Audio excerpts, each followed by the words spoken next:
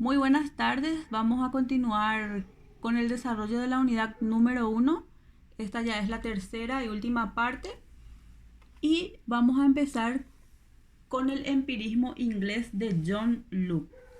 El empirismo inglés se inicia con John Locke.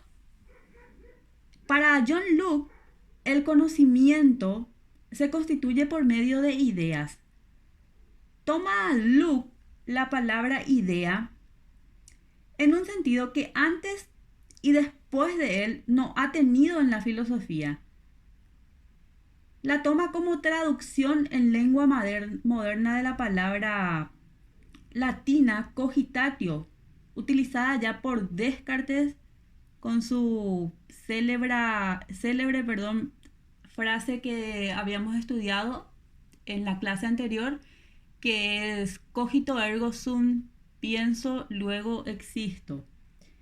Para Descartes, cogitatio es pensamiento, y pensamiento es todo fenómeno psíquico en general. Una sensación es un cogitatio, una proposición lo es también. Una afirmación o negación de la voluntad es también un pensamiento. En conclusión, cualquier vivencia psíquica es llamada por Descartes cogitatio. Bien, ahora vamos a abocarnos a estudiar el problema de las ideas innatas, pero para John Locke. ¿Por qué hablamos primero de Descartes? Porque justamente le hace una crítica a su pensamiento. John Locke le hace una crítica, ¿verdad? Y Locke emplea la palabra idea en el mismo sentido general con que Descartes emplea la palabra cogitatio. Ya Descartes había distinguido tres grupos de ideas que él llamaba a una de ellas las ideas adventicias, a otra la llamaba ficticia y a otra tercera llamaba ideas innatas. Bueno, el punto de partida de Locke consiste primero en negar que en nuestra alma haya ninguna idea innata. Y segundo, en preguntarse, ¿cuál es el origen de las restantes ideas? Dice él, si no hay en el alma ninguna idea innata, si el alma es semejante a un papel en blanco, o como también han traducido sus traductores latinos, el alma es una tabla rasa en la cual nada está escrito y todo viene a ser escrito posteriormente por la experiencia. Entonces decía, si no hay ideas innatas, el problema que se plantea es de cuál será o sería el origen de las ideas. Y bueno, este es el problema que Locke trata con mayor profundidad en el siguiente tema que vamos a analizar ahora. El origen de las ideas. Bueno, ya una vez planteado el problema del origen de las ideas, se halló Locke en la encrucijada de dos caminos. O bien, entendía por origen la génesis natural, psicológica de las ideas en la evolución, psicológica del hombre, o bien entendía por origen la derivación lógica de una idea respecto de otra, que puede ser su antecedente racional, o bien entendía el origen en el sentido de las verdades de hecho. Un ejemplo que podría aclarar lo que acabo de decir es el siguiente. El origen de una idea, como la idea de una esfera, puede ser considerado psicológicamente o lógicamente. Psicológicamente estudiaremos las sensaciones, las percepciones que ha podido producir naturalmente, psicológicamente en nosotros la noción de esfera. Por ejemplo, el haber visto objetos de esa forma, naturales o artificiales. Pero otro sentido de la palabra origen es considerar la esfera como originada por el movimiento de media circunferencia girando en derredor del diámetro. Tenía entonces que elegir Luke en qué sentido iba a tomar la palabra origen. Y según el sentido en que la tomara, empujaba su investigación y naturalmente la de sus sucesores por un determinado camino. Y Luke eligió el camino de la psicología. Entonces, por origen, entiende Luke el mecanismo psicológico según el cual se forman en nosotros las ideas. Y Luke distingue dos fuentes posibles de nuestras ideas. Una primera fuente que es la sensación y la segunda que es la reflexión. Luke entiende por sensación el elemento psicológico mínimo, la modificación mínima de la mente, del alma, cuando algo por medio de los sentidos la excita, le produce esa modificación. Y entiende por reflexión el apercibirse el alma de lo que en ella misma acontece.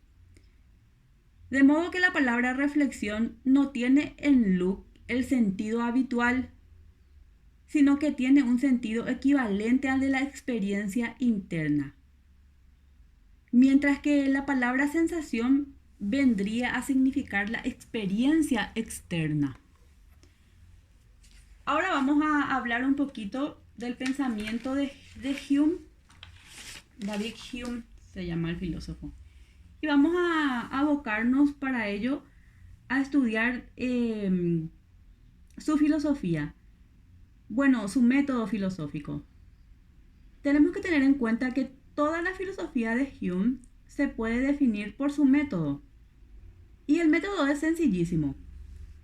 Su método consiste en rectificar, precisar primeramente la terminología psicológica de sus antecesores y con esa simple precisión de la terminología psicológica de sus antecesores, llega Hume a plantear con la mayor naturalidad el problema de todo análisis psicológico. Hume llama impresiones a los fenómenos psíquicos actuales, a las vivencias de presentación actuales.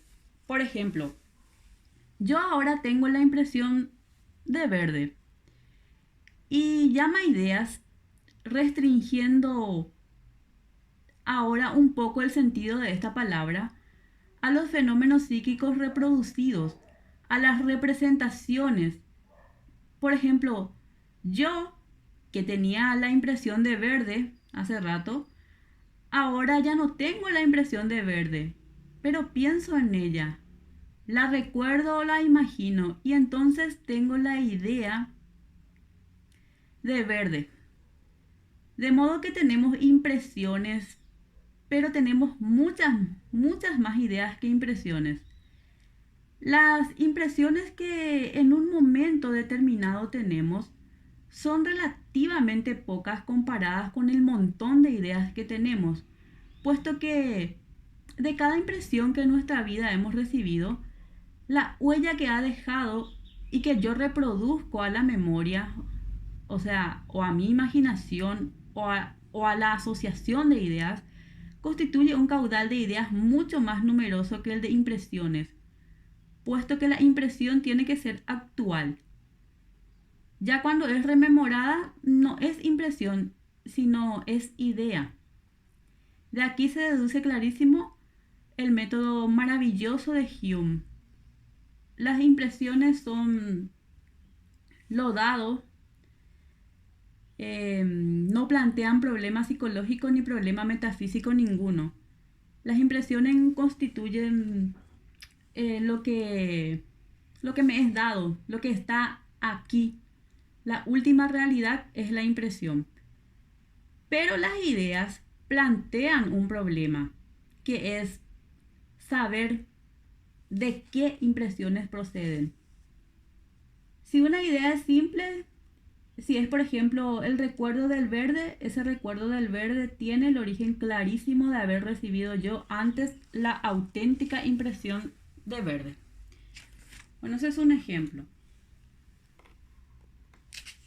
Ahora vamos a hablar de Kant y el problema del idealismo trascendental. Bueno, hablar de Kant es realmente todo un tema porque dejó bastantes huellas tanto en el ámbito de la filosofía formal como de la filosofía jurídica. Pues vamos a empezar a hablar de él diciendo que Manuel Kant terminó definitivamente, y esta es su hazaña fundamental, terminó definitivamente con la idea del ser en sí. A partir de Kant no se va a poder hablar del ser en sí, y si se vuelve a hablar del ser en sí, será en un sentido completamente distinto del que ha tenido hasta ahora.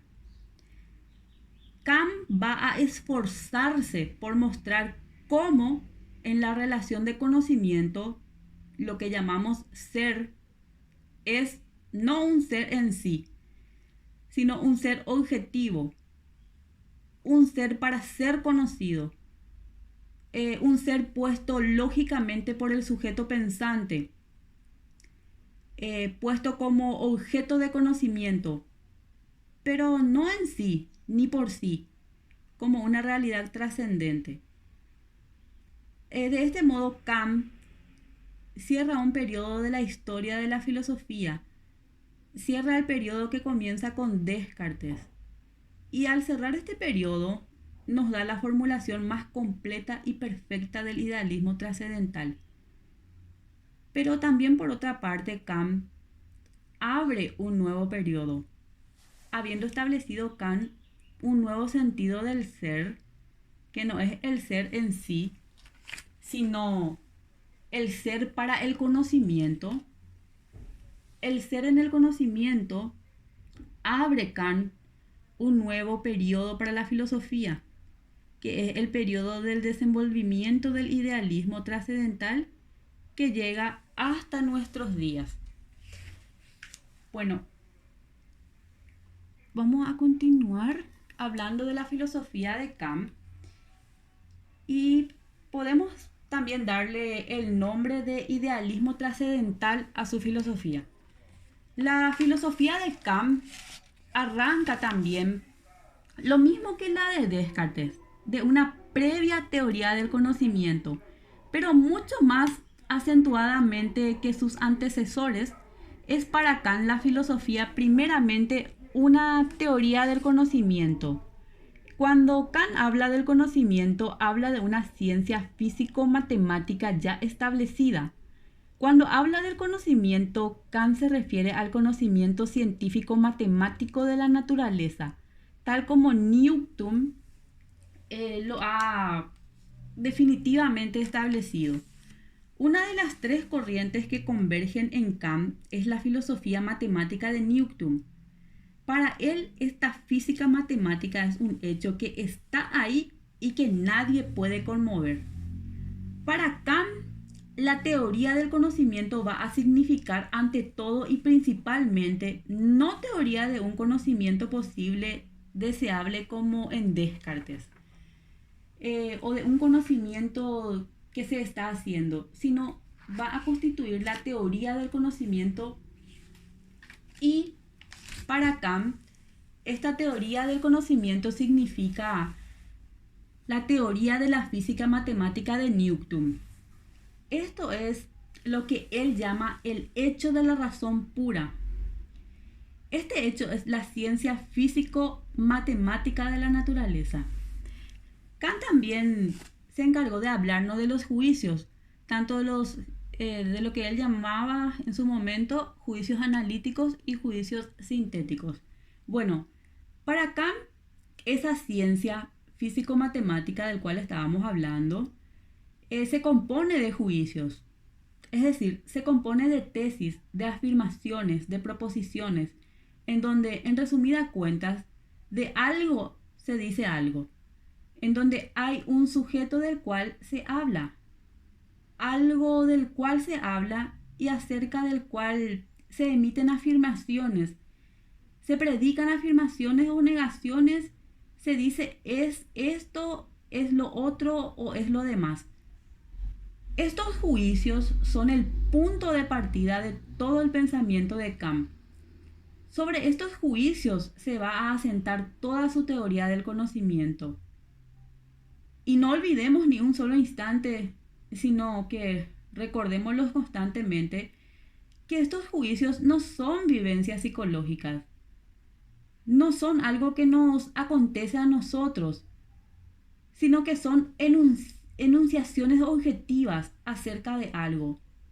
Son tesis de carácter lógico que por consiguiente son verdad o error. Toma entonces Kant esos juicios cuya textura o contextura constituye la totalidad del saber científico matemático y los considera como enunciados lógicos, como tesis objetivas, afirmaciones acerca de objetos, pero no de manera alguna como vivencias psicológicas, no como hechos psíquicos. Y entonces encuentra que estos juicios, lógicamente considerados, pueden todos ellos dividirse en dos grandes grupos.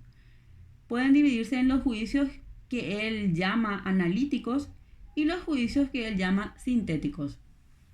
Bueno, llama Kant juicios analíticos a aquellos juicios en los cuales el predicado del juicio está contenido en el concepto del sujeto. Todo juicio consiste en un sujeto lógico del cual se dice algo y en un predicado que es lo que se dice de ese sujeto. Todo juicio es entonces reductible a la fórmula S es P. Vamos a dar un ejemplo de juicio analítico. El triángulo tiene 3 ángulos. ¿Por qué es analítico? Es analítico porque si yo tomo mentalmente el concepto de triángulo y lógicamente lo analizo, me encuentro con que dentro del concepto del sujeto está el de tener 3 ángulos. Y entonces formulo el juicio. El triángulo tiene 3 ángulos. Este es un juicio analítico. Y Kant llama juicios sintéticos a aquellos en los cuales el concepto del predicado no está contenido en el concepto del sujeto. De suerte que por mucho que analicemos el concepto del sujeto, no encontraremos nunca dentro de él el concepto del predicado. Un ejemplo de juicio sintético es cuando decimos que el calor dilata los cuerpos.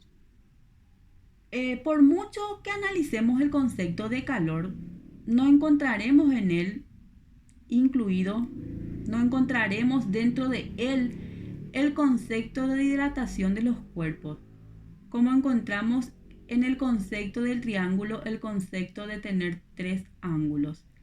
A estos llama Kant juicios sintéticos, porque el juicio consiste en unir sintéticamente elementos heterogéneos en el sujeto y en el predicado. Vamos a seguir con los aportes que hizo Kant en el ámbito jurídico, específicamente en la rama del positivismo estático y en la rama de la causa formal del derecho. Hans Kelsen es su sucesor. Después de hablar de Kant, vamos a hablar de Hans Kelsen. Hans Kelsen prácticamente es el hijo de Kant, dada su formación filosófica, ¿verdad? Pero bueno, vamos a abocarnos a hablar ahora primero de Kant, que fue un filósofo racionalista, como ya estábamos explicando. Sentó 3 principios cardinales en la Declaración de los Derechos Humanos del año 1789, la Revolución Francesa del siglo XVIII. 3 principios que son la libertad, la igualdad y la independencia. La libertad, porque Kant decía, todos los hombres son libres por naturaleza. La igualdad refiriéndose a la igualdad para con los demás miembros de la sociedad, dado que como súbditos todos somos iguales, decía Kant. Y el concepto de independencia que tenía era que todos podemos elegir. Y a estos tres principios, libertad, igualdad e independencia, Kant los considera a priorísticos y son producto exclusivo de la razón.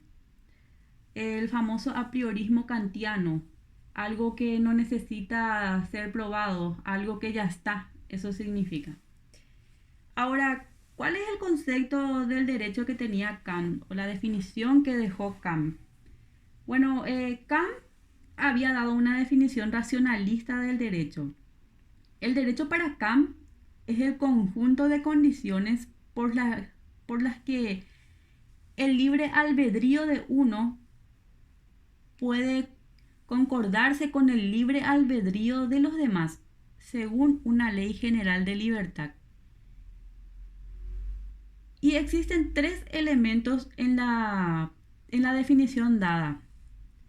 Esta definición es racionalista del derecho y dice un primer elemento es la relacionalidad, en el sentido de que el continuo coexistir de las personas es el ser humano.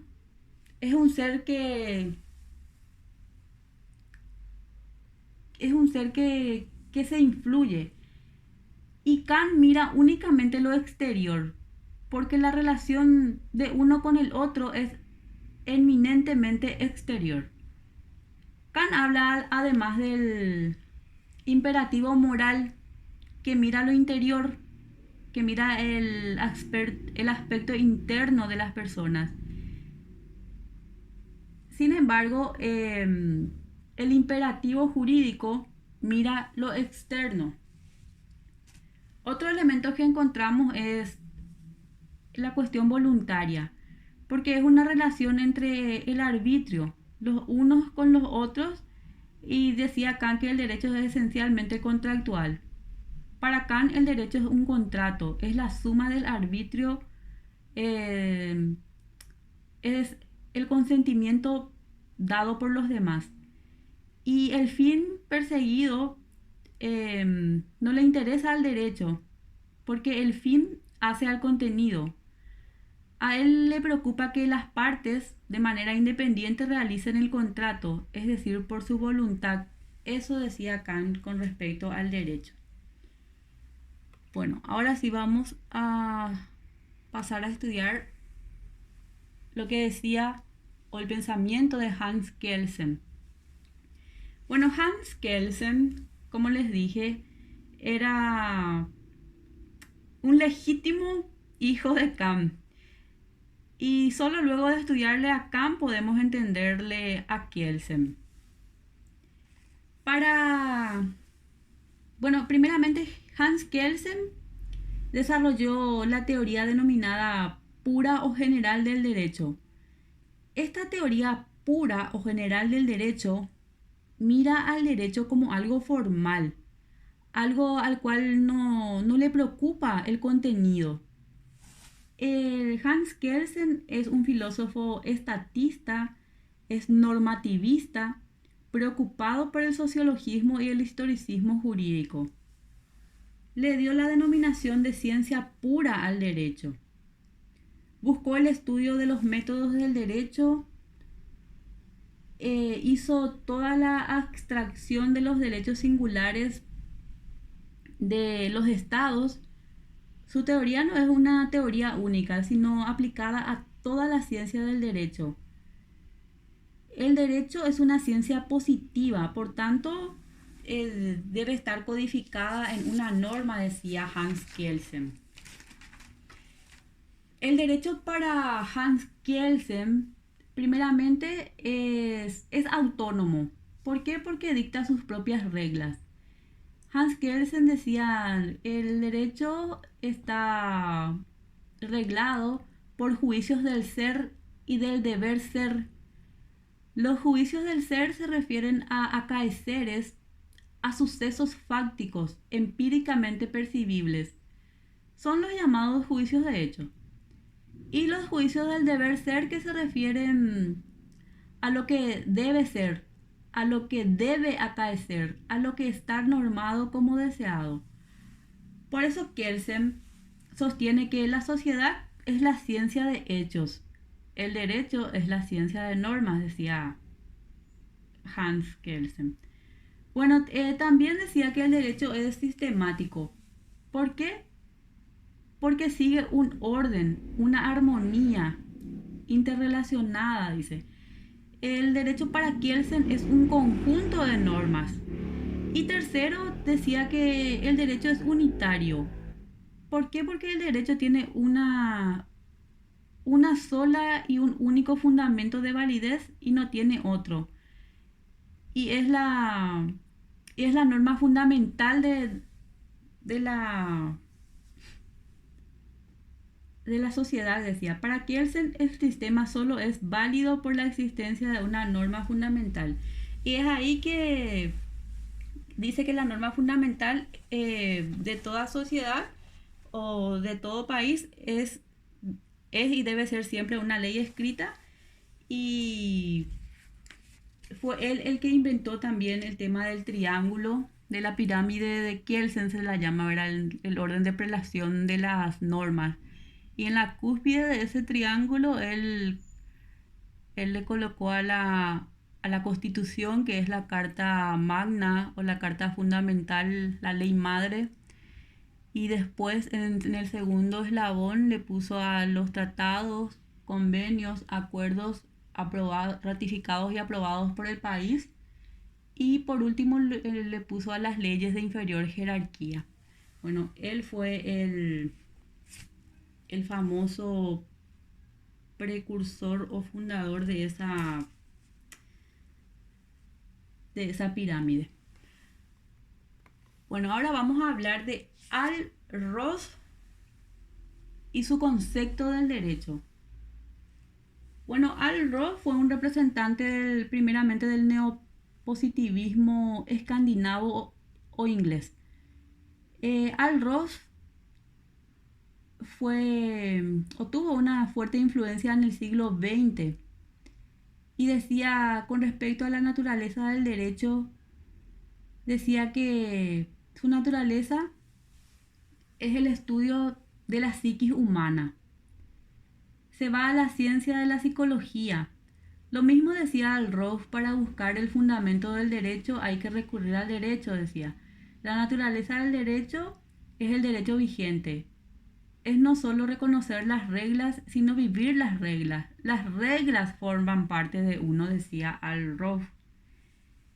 Y dando la definición que nos dejó respecto al derecho, decía Al Ross que el derecho son normas de carácter imperativo, es decir, son órdenes con poder de conducción impartidas por un grupo de personas llamadas súbditos. El derecho es ser y no deber ser. O sea, se contradice con lo que decía Kelsen. El derecho para Al Ross trae consigo la idea de fuerza. El derecho se aplica por medio de la fuerza y niega la validez a cualquier concepción ius naturalista. Decía él, no hay nada anterior ni superior al derecho positivo. Vamos a hablar ahora del pensamiento de Hugo Grocio, cuáles fueron sus aportes para el derecho, ¿verdad? Bueno, Hugo Grocio fue un holandés, pensador del siglo XVI-XVII. Trató de dar un fundamento jurídico en su obra El derecho de la guerra y de la paz, una obra muy famosa que él tiene. Y en esa obra va a dar el concepto del derecho natural. Hugo Grocio trató de darle a la razón la fuerza generadora del derecho natural. El derecho natural, decía Hugo Grocio, es el dictado por la recta razón, que indica que alguna acción, por su conformidad o disconformidad con la misma naturaleza humana racional, tiene fealdad o necesidad moral. y por consiguiente está prohibido o mandado por Dios, que es el autor de la naturaleza, decía Hugo Grocio. Para Grocio el derecho natural persistirá, exista o no Dios. Según Grocio se accede a ese derecho natural a través de la razón. Ahora vamos a analizar los aportes que dejó Samuel Pufendorf. Lo ubicamos allá por el siglo XVIII, era un filósofo jurista alemán. Él es deísta. Indiscutiblemente Dios nos impuso la ley natural, decía él. Pero para acceder a ella, a esa ley, se recurre a la razón. No necesitamos de Dios para conocerlo, decía Pufendorf. Habla de la existencia de un derecho natural solo con la presencia de la razón.